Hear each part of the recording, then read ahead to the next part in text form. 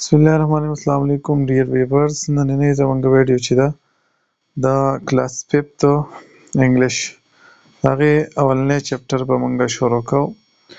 انګلیش کلاس 5 د هغې اولني چپټر نه به موږ سټارټ اخلو. موږ سره اوسئ ویډیو تر اخره پورې وګورئ. اولنی نمبر ټاپک زموږ سره دی سایلنټ لیټر. سایلنټ لیټر به موږ څه ته ووایو؟ سایلنټ لیټر are spelled in a word but not pronounced. سایلنټ لیټر به موږ څه ته وایو؟ هغه لیټر چې هغه اے بي سی، ټیک شو، اے بي سی هغه اے بي سی چې هغه په سپیل کې لیکل کیږي خو ویلی کیږي نه، پروناونس کیږي نه، نو هغې ته به موږ څه شي وایو؟ هغې ته به موږ سایلنټ لیټر به ورته وایو. ټیک شو، لکه موږ دې ته وګورو حمزه اینډ ازلان واک ټو ا سکول، دا ال چې دی په دې کې سایلنټ دی، ساکن ورته وایي سایلنټ. ټیک شو، بل موږ پلیز ګیو می دس نایف، نو کنایف نه دی خو نایف دی. ټیک شو، یا رایټ ان ایسے اباوټ، نو په دې کې ډبلیو چې دی هغه څه شی دی؟ هغه سایلنټ دی.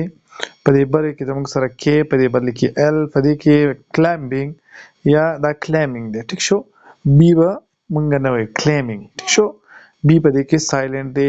تم کې زموږ سره بی چې دی هغه هم سایلنټ دی، نو دې ته موږ څه شی وایو؟ سایلنټ لیټر ورته وایو. بل زموږ سره ټاپک راځي ډایګراف. بل زموږ سره راځي ډایګراف. یو ډایګراف دی او بل ټرایګراف. ډایګراف په موږ څه ته وایو؟ Digraph is a single sound representing by combination of two letters. موږ سره به two letter دوه A B C به دوه لفظونه به. ټیک شو، دوه لفظونه به او هغه به موږ له یو اواز راکوي. دغې ته به موږ څه شی وایو؟ ډایګراف به ورته وایو. ډای چې دی دا ټو ته وایي. ټیک شو، او ګراف چې دی ساوند ته. بل ټرایګراف به موږ څه ته وایو؟ یو زموږ سره به 3 لفظونه A B C به زموږ سره څو وي؟ 3 به او یو اواز به موږ له راکوي، نو هغې ته به موږ څه شی وایو؟ هغې ته به موږ ټرایګراف به ورته وایو. لکه موږ مثالونو ته وګورو، په دې کې دا ډبلیو ایچ چې دی دا د واو اواز راکوي. د څه شي؟ د واو اواز راکوي. په وټ کې د یا په ویټ کې دا څه شي؟ ډبلیو ایچ چې دی دا زموږ سره د واو اواز راکوي، نو موږ وایو چې دا ډایګراف دی. ټیک شو، سی ایچ چې دی دا موږ له د چا اواز راکوي. د څه شي؟ د چا، نو موږ وایو چې دا هم ډایګراف دی. په بوش کې د اس ایچ چې دی دا د شین اواز راکوي، د شین اواز راکوي، نو موږ وایو چې دا هم ډایګراف دی. په ټیت کې دا ټي ایچ چې دی دا د تا اواز راکوي، نو موږ وایو چې دا زموږ سره ډایګراف دی. ډایګراف به موږ هر هغه ورډ ته وایو چې زموږ سره دوه لفظونه رايوځای شوي، یو اواز د یو حرف اواز راکوي، هغې ته به ډایګراف وایو. بل زموږ سره راځي ټرایګراف. ټرایګراف چې دی که نه، لکه په دې کې زموږ سره په میچ کې ټي سی ایچ، ټي او سی او ایچ دا 3 لفظونه رايوځای شوي او موږ له صرف د یو چا اواز راکړی دی. ټیک شو، نو دې ته موږ څه شی وایو؟ ټرایګراف ورته وایو. 3 لفظونه رايوځای شوي، یو اواز یې راکړی، ټرایګراف. په دې فایټ کې آی جی ایچ چې دی دا د آی اواز ورکوي، د یا اواز ورکوي. ټیک شو، آی جی ایچ چې دی دا د څه؟ د یا اواز ورکوي. نو په دې ټایم کې موږ دې ته څه وایو؟ دې ته موږ ټرایګراف ورته وایو. یا په سکالرشپ کې اس سی ایچ چې دی نو دا د سین اواز ورکوي. د څه؟ د سین اواز ورکوي. نو په دې ټایم کې موږ دې ته څه شی وایو؟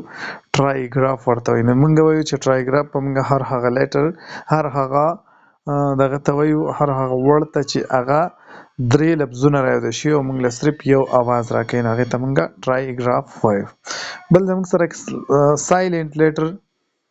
سایلنټ لیټر چې دی که نه، موږ ساکن الفاظ ته وایو. ټیک شو، ساکن یا دې ته موږ میوټ لیټر ورته هم وایو. دویم نوم سایلنټ لیټر ته میوټ لیټرز هم وایو. لیټر چې دی دا موږ اے بي سی ته وایو او سایلنټ موږ خاموشه ته وایو.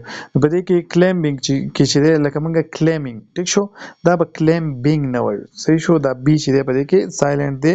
که موږ له دا ورډ لا کې چې یاره کلیم، داسې کلیمینګ ورډ لا کې وایي چې په دې کې کم یو ورډ سایلنټ دی، نو موږ وایو چې بی پکې سایلنټ دی. یا ریسټ، دا ورست نه دی خو ریسټ دی. ټیک شو، یا ناک، په ناک کې زموږ سره دا کې چې دی اول کې ان او سی کې ای ډي، په دې کې کې چې دی دا زموږ سره سایلنټ لیټر دی. ټیک شو.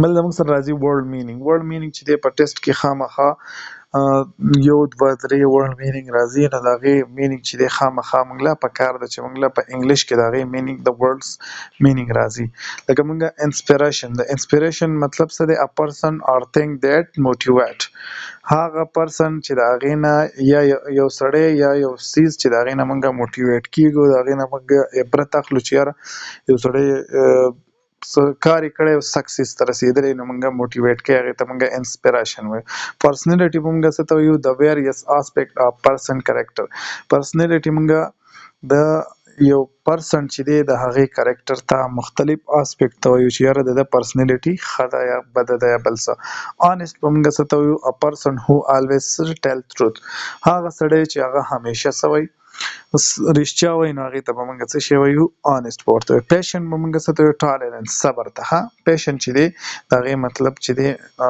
بل مینینګ چې دی په اردو کې یا موږ دې ته موږ سینونیمز هم وایو ټیک شو په هغې کې چې راځي هغه ان د فارم اف سینونیمز راځي ټیک شو بل بیټرمنټ موږ وایو امپرومنټ ته بیټرمنټ ښه والي ته وایي ټیک شو په پښتو کې ورته موږ ښه والی او په انګلیش کې ورته بل لفظ موږ امپرومنټ وایو دا د یو بل څه دي دا ټول ورډز چې دي دا د یو بل سینونیمز دي ټیک شو بل زموږ سره راځي کامن ناون کامن ناون موږ څه ته وایو چې آر نیم اف کلاس اف پیپل پلیس انیمل آر تھنګ ټیک شو دا به زموږ سره کامن د کلاس نه دی کامن نیم دی ټیک شو دا به کامن نیم وي د یو څیز د یو ځای یا د یو سړي یا د یو انیمل نوم وي ټیک شو لکه مثال موږ مثال وایو بوای بوای چې دی هغه هر قسمه هر یو هلک چې دی هغه ته موږ بوای ویلی شو یا سکول چې دی سپیسیفیک سکول نه دی چې کوم یو سکول دی خو یو سکول دی لکه لفظ سکول چې دی دا زموږ سره کامن ناون دی یا پنسل چې دی زموږ سره کامن ناون دی بل زموږ سره راځي پراپر ناون پراپر ناون موږ څه ته وایو خاص نوم ته کامن چې دی دا موږ عام نوم ته وایو په پښتو کې پې ځان پوه کوئ او پراپر چې دی پراپر موږ خاص نوم ته وایو ټیک شو لکه خاص نوم چې دی آر نیم اف پارټیکولر د یو خاص پرسن یا د پلیس یا د انیمل یا د تھنګ نوم ته موږ څه شی وایو پراپر ناون ورته وایو ټیک شو دی الویز سټارټ وذ کیپیټل په پراپر ناون کې به زموږ سره غټ خصوصیت څه چې د دې به اولنی ورډ زموږ سره کیپیټل یي لکه مثال موږ وایو چې ازلان ازلان دا د یو هلک نوم دی د هر یو هلک نوم ازلان نه دی فیصل مسجد چې دی دا هم زموږ سره د جومات نوم دی فیصل مسجد هر یو جومات ته فیصل مسجد نه وایي هولي قرآن دا د قرآن مجید نوم دی هر یو کتاب چې دی هولي بوک یا هولي قرآن دا صرف د قرآن مجید سره دا نوم برابر دی ټیک شو صرف خاص نوم دی د قرآن مجید بل زموږ سره راځي کاونټیبل ناون د ناون نور قسمونه چې یاره کاونټیبل ناون څه ته وایي نو آر ناون ویچ کین بی کاونټ کم چې موږ شمارلی شو کاونټیبل مطلب دی شماریدونکی ټیک شو شمار کوونکی یا شماریدونکی they have always پلورل فارم د دې به زموږ سره د کاونټیبل ناون به زموږ سره همیشه صحیح دا به په پلورل فارم کې د دې به همیشه پلورل فارم ټیک شو انکاونټیبل ناون چې دی ګوره د کاونټیبل ناون چې دی د دې به سینګولر همي او پلورل به همي ټیک شو بل زموږ سره انکاونټیبل ناون چې دی which cannot be count کم چې زموږ سره نه کاونټ کیږي نه شمارل کیږي هغه ته موږ انکاونټیبل ناون وایو they don't have plural form د دې به پلورل فارم نه ټیک شو د دې به پلورل فارم نه د اکاونټیبل ناون به پلورل فارم یي لکه مثال موږ وایو رین باران چې دی کنه داسې موږ نه شو ویلی چې رینز خو رین چې دی دا موږ باران ته وایي دا پلورل هم دی او سینګولر هم دی اوس موږ ویدر چې دی ویدرز نه شو ویلی